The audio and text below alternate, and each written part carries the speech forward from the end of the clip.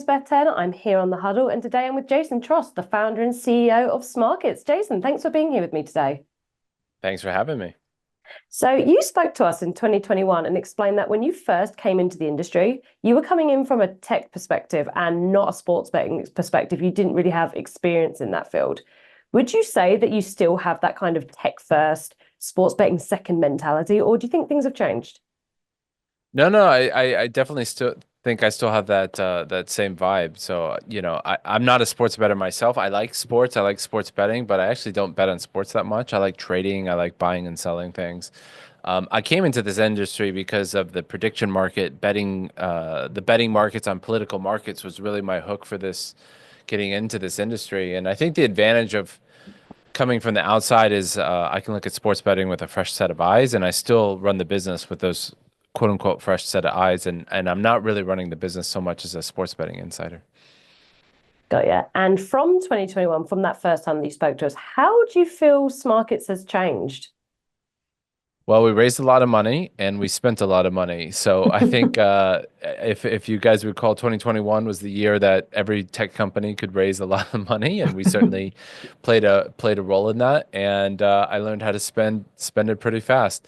So we spent a lot of money. We learned a lot, but it didn't end up inflecting our revenue like we thought it was going to be. And so we've taken a lot of the lessons from overspending on marketing, growing the team too fast, to trying to get back in shape, to use a sort of an exercise metaphor. So 23 and 24 have been a kind of a getting back into shape, and we're definitely now back into shape. We're running profitably again.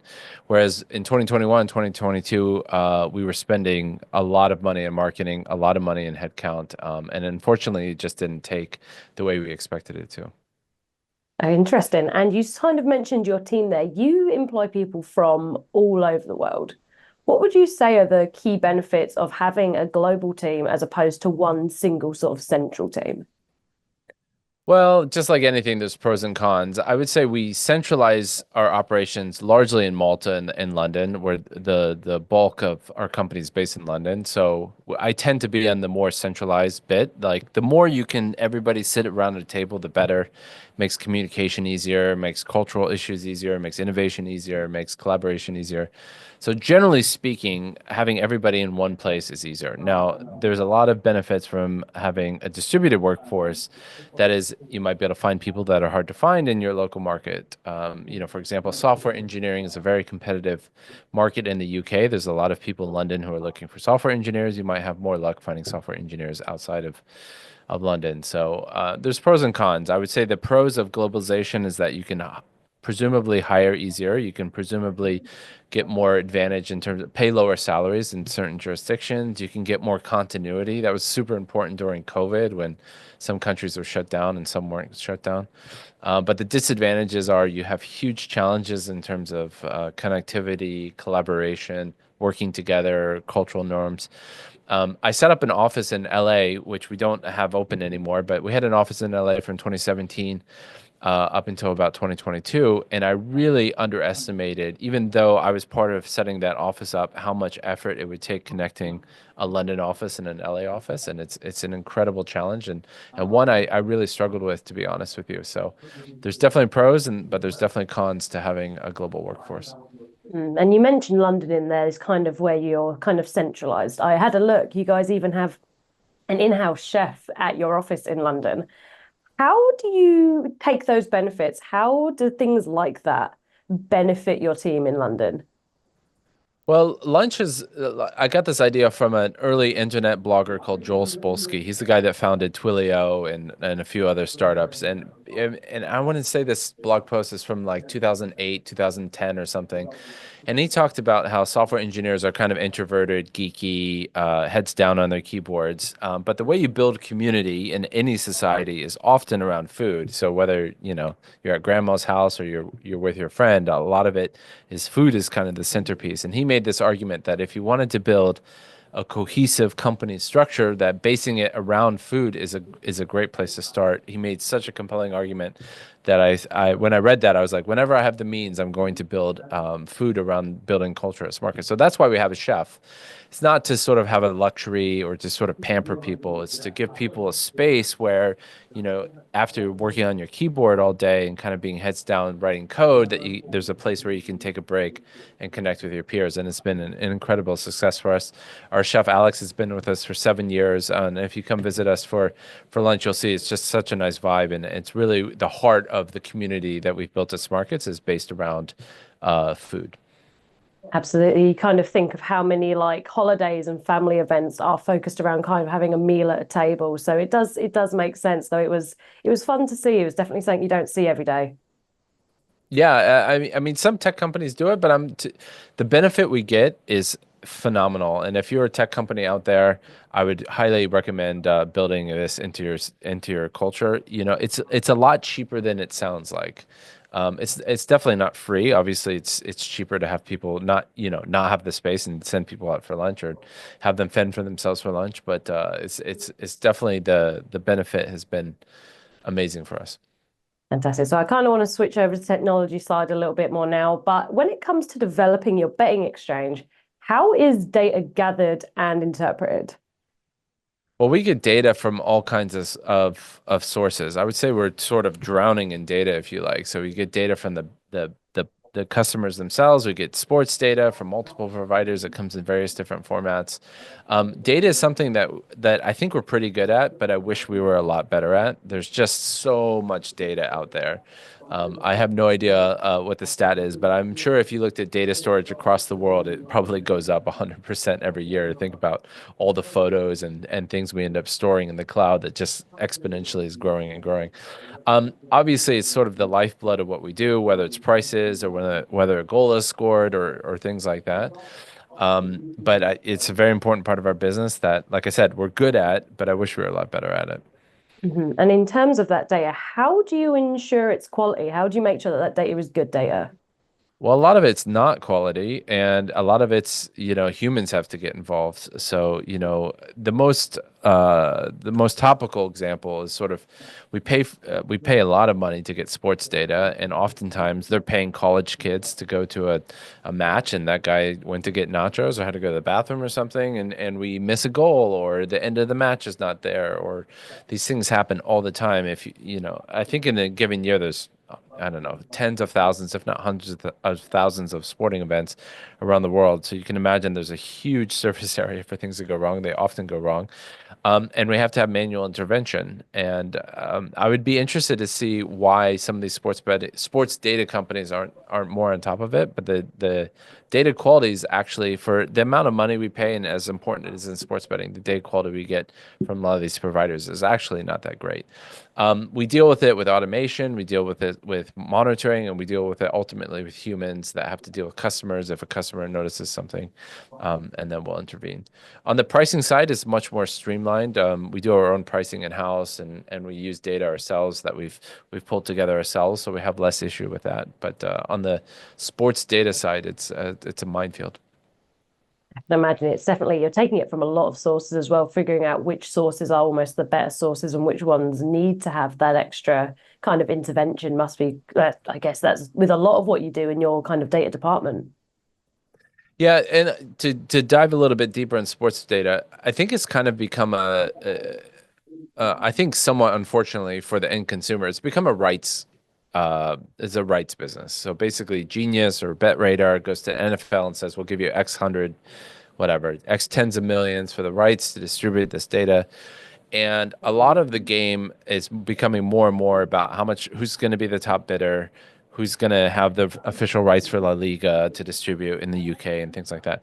And the problem with that is that they're in this race to get bigger and bigger and bigger, but there's no emphasis on quality. And because they have exclusive rights for La Liga, there's also no incentive to have the best data in La Liga because I'm making an example up, but data provider A might have the exclusive rights to La Liga, and that also might change the next year. So there's no emphasis on quality, and there's no penalty for having poor quality because the operator has to have La Liga on their website, and there's really just one official place to get it from. So that combined with the fact there's been a ton of M&A in data in sports data, and each company kind of has its own API with its own formatting and its own way of distributing it.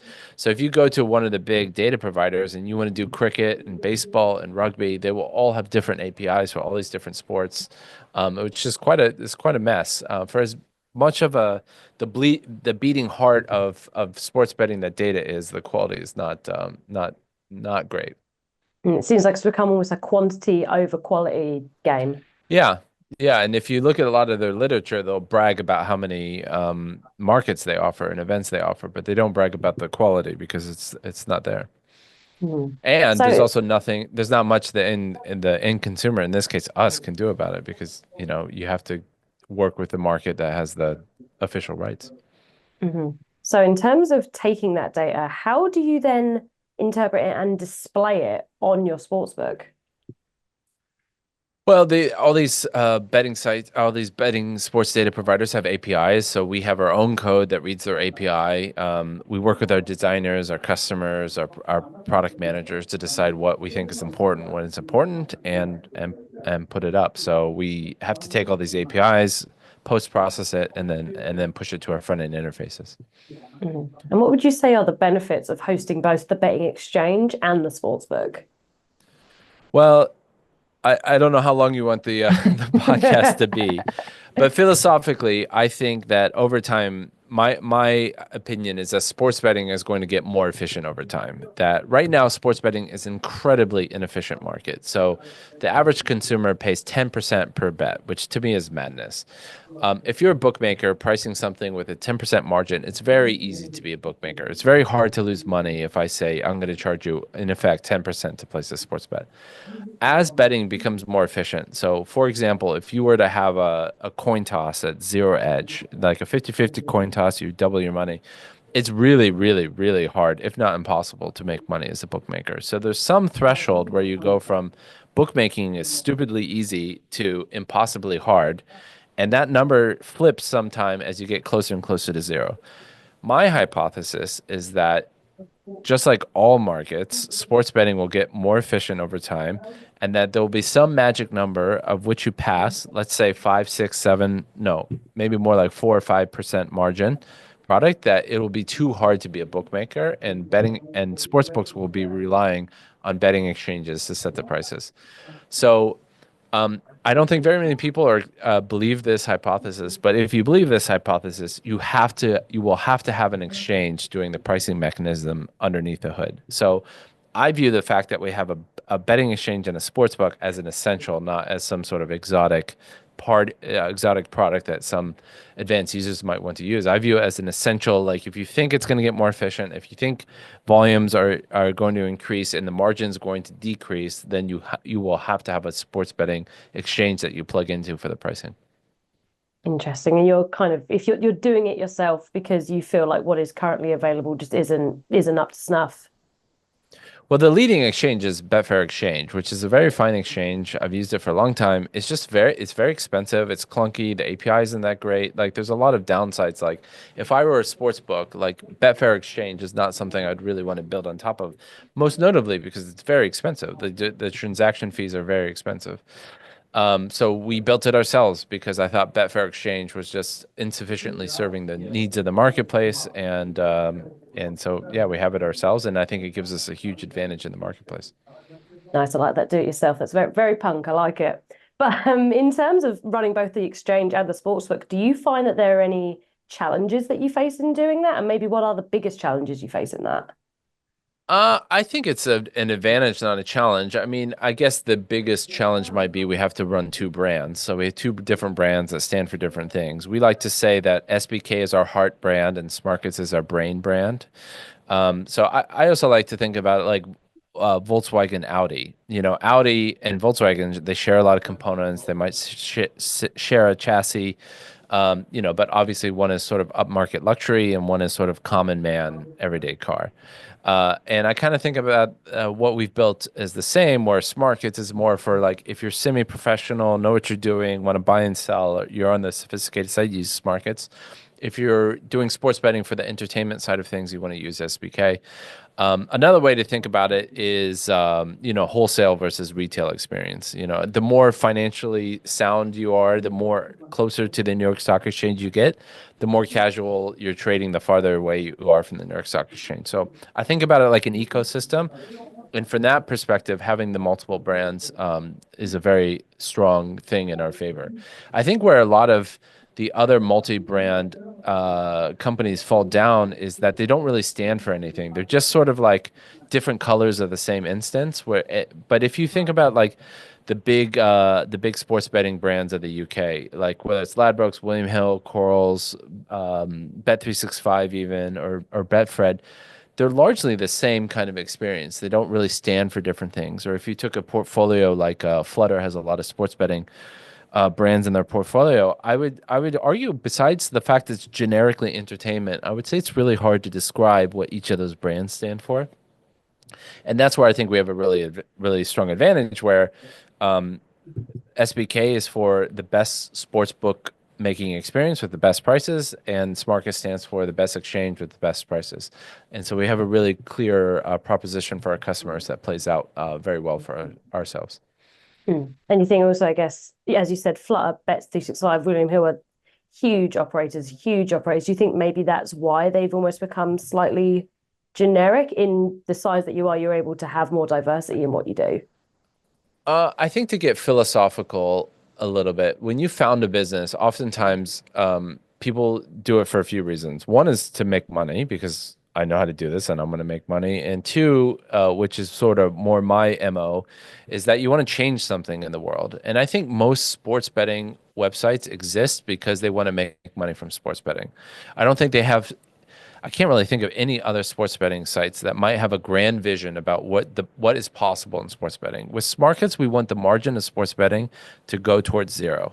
We want it to be fair. We want it to be low margin. We want it to be high volume and cut the budget out of the industry. And whether or not you might agree with that hypothesis, I think you can say that we stand for something. And I think you'd be very hard pressed to describe what these other sports books stand for besides making money for their owners and being somewhat entertaining. And I think that's where a lot of the big guys, they've been successful in monetizing because they're overcharging their customers and people are largely unaware that they're getting overcharged, which is perpetuates the cycle. But I believe that ultimately that model won't stand because there'll be a better alternative. Hopefully it's us. If not it's us, I think it'll be somebody else. Mhm. But building your product is no easy feat. You've got all of these, data teams in your team for a reason. Are there any hurdles that brands like yours face that are very specific to you, and maybe any hurdles that aren't particularly spoken about very often? In terms of, well, I think there's a sense of like scale. Like, I think if I were founding a sports betting website today, it would be a lot harder than it was when I founded. Compliance and KYC and anti-money laundering and stuff is getting more and more complex. The complexity is bad because it basically adds expense to the operations. And so like if you're starting today, the licenses are more expensive, the compliance is more expensive, the lawyers are more expensive. Whereas back in the day when we founded around 2010, things were a lot open, a lot more laissez-faire, a lot less regulation.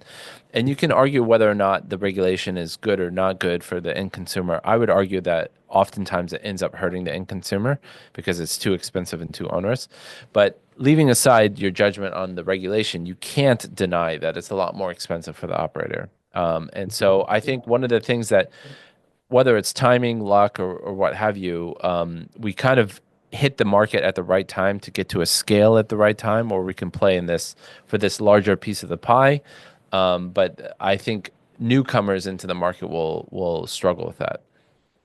For sure. And I think we've spoken about this in Gambling Insider specifically to the US market, but I guess there are other markets similar where there are some players that are just so big as well. It's becoming more of a challenge for smaller operators to kind of get their foot in the door and make a name for themselves. Yeah, and I don't think you necessarily want to. I mean, bend over backwards to make sure that small operators can enter into the market. But I think just like I think a really important value in society is that rich people can become poor and poor people can become rich. I think you need this kind of recycling of things.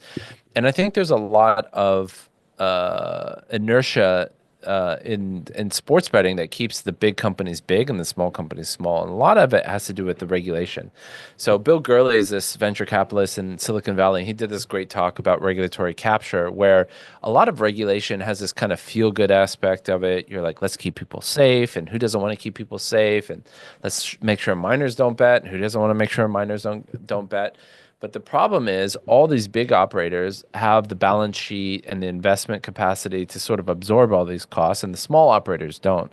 And so even though your effect is, I want to protect minors, I want tax revenue for my state, and I want a safe gambling experience, which are all good things to want. It has this effect of like benefiting the biggest providers the most, such as like FanDuel, DraftKings, get all this sort of regulatory capture. And if you're, SBK in Colorado, you don't have the revenue base and the customer base to sort of absorb a lot of these costs. So it's a long way to say that I think a lot of the way the industry is structured disadvantages the small guy. And I would say, rather than saying woe is Smarkets or woe is other small operators, I would say woe is the end consumer, which has to pay this extremely crazy margin in sports betting because there's not enough choice for operators because the big guys have captured all the market through regulatory arbitrage. That's interesting. That's really insightful. Food for thought on that one. Now, I've got a few more questions for you just before we wrap up, but I want to kind of ask you about emerging technologies. Are there any that you particularly have your eye on or you feel could become particularly impactful? Well, it's super cliche because everybody's saying it, but I will say AI. AI is, I've been playing with AI for probably a year now, and I'm super excited about it. It's not really clear what the killer application is yet or how it should apply to sports betting. I have some ideas on where it can apply to sports betting, but I think it's going to, over the next 20 years, just like when the mobile phone comes out, it takes 20 years for it to kind of go mainstream. I imagine AI is going to take 10, 20 years before it's really changing a lot of things, but it's very clear to me, or at least in my opinion, that AI is going to change the game in a lot of different ways, from how you code to how you display information, what the user experience is. That's probably the thing I'm the most excited about. Awesome. Now, I've got one more question for you. And just to go full circle, taking things back to 2021, you described betting as being broken and that your goal was to fix betting. Where do you feel you are in achieving that goal? And what do you think are your next steps? I don't think we're that much farther along than 2021. That would say, like, I think when other sports books are having to adapt to our business model, i.e., lower the margin in sports betting, I think you can say we've started to fix betting. I think at least I'm happy that consumers have an alternative to have a low margin sports book like we do. But I would say that we haven't really quite had the impact that I intend to have in this market. So we haven't quite fixed betting yet. When I say fixed betting, what I mean is that it shouldn't rip people off. Like it literally rips people off. The sports betting market is worth £2 billion in the UK and is worth about $5 billion. At least the legal regulated market in the US is worth $5 billion. And you can think about that as a tax. That's a tax that customers are having to pay to place a sports bet. And it averages to about £600 per year per customer in the UK. And it's a huge amount of money that people have to pay to essentially do a database transaction. So I'm still on this mission. I'm still here to fix betting. I'm still here to shrink the margin in sports betting. And I think I'll do it. I don't know when, but I will do it. Awesome. Well, I wish you all the best of luck in fixing sports betting. We'll have to catch back up with you soon to see how it's going on. But thank you so much for your time, Jason. I really do appreciate it. And for everyone watching at home, thanks for watching. Thanks for having me, Beth.